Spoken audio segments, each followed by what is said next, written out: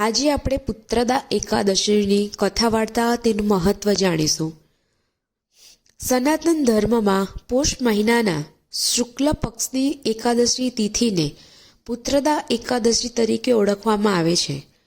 પુત્રદા એકાદશીનું વ્રત ખૂબ જ પુણ્યશાળી, ફળદાયી અને લાભદાયી માનવામાં આવે છે. 2025માં આ શુભ તિથિ 30 ડિસેમ્બર મંગળવારના રોજ આવે છે, જે વર્ષના છેલ્લા દિવસે છે. વૈદિક કેલેન્ડર મુજબ એકાદશી તિથિ 30 ડિસેમ્બરના રોજ સવારે 7:50 વાગે શરૂ થાય છે. તેથી ગૃહસ્થ પરંપરા અનુસાર આ દિવસે વ્રત રાખવું શાસ્ત્રોયુક્ત પ્રમાણે યોગ્ય માનવામાં આવે છે. આ વ્રત ભગવાન વિષ્ણુને સમર્પિત છે, જેમને રક્ષક, દયાળુ અને મોક્ષદાતા માનવામાં આવે છે. શાસ્ત્રો, વેદ અને પુરાણોમાં એકાદશીનું મહત્વ શું છે તે જાણીએ.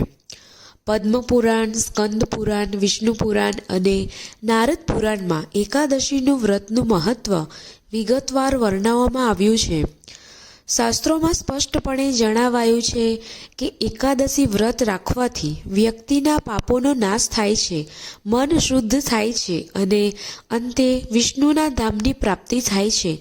વેદોમાં પણ માનવ જીવનમાં પાયા તરીકે ઉપવાસ, સંયમ અને આત્મશુદ્ધિ પર ભાર મૂકવામાં આવ્યો છે. પોષ મહિનો શિયાળો, તપસ્યા અને આધ્યાત્મિક સાધનાનો સમયગાળો છે.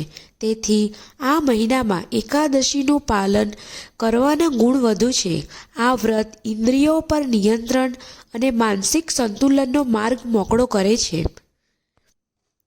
આ દિવસે ભક્તિભાવથી ભગવાન વિષ્ણુની પૂજા કરવાથી નિસંતાનતા, ગુરુના દુષ્પ્રભાવ, કૌટુંબિક તણાવ અને માનસિક અશાંતિ દૂર થાય છે. વધુમાં એકાદશીનું વ્રત રાખવાથી ભાગ્ય મજબૂત થાય છે અને જીવનમાં સકારાત્મક ઉર્જાનો સંચાર થાય છે.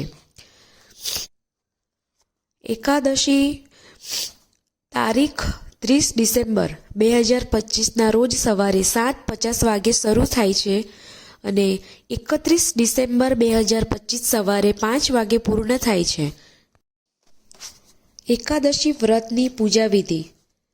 પુત્રદા એકાદશીના દિવસે સવારે સ્નાન કરીને સ્વચ્છ સાત્વિક વસ્ત્રો પહેરીને પૂજા સ્થાનને ગંગાજળથી શુદ્ધ કરીને અને ભગવાન વિષ્ણુ તથા લક્ષ્મીનારાયણની મૂર્તિની સ્થાપના કરો.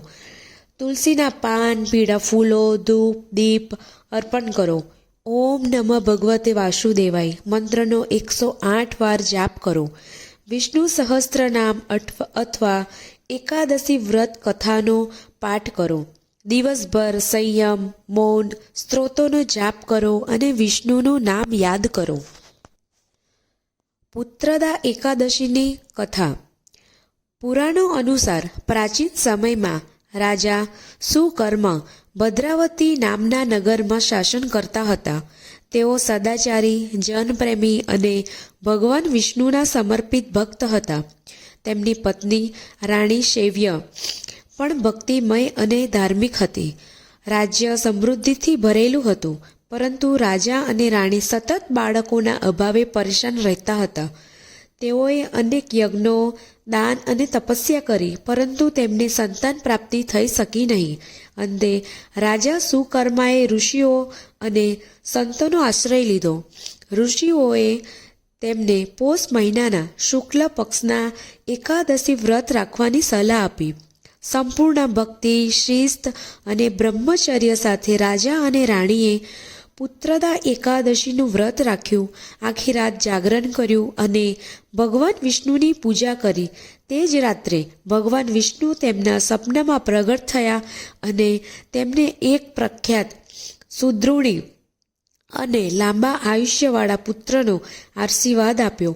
થોડા સમય પછી રાણી શૈવ્યએ એક તેજસ્વી પુત્રને જન્મ આપ્યો. ત્યારથી આ એકાદશી પુત્રદા એકાદશી તરીકે ઓળખાય છે. આ દિવસે દાન કરવાનો શ્રેષ્ઠ સમય કયો છે?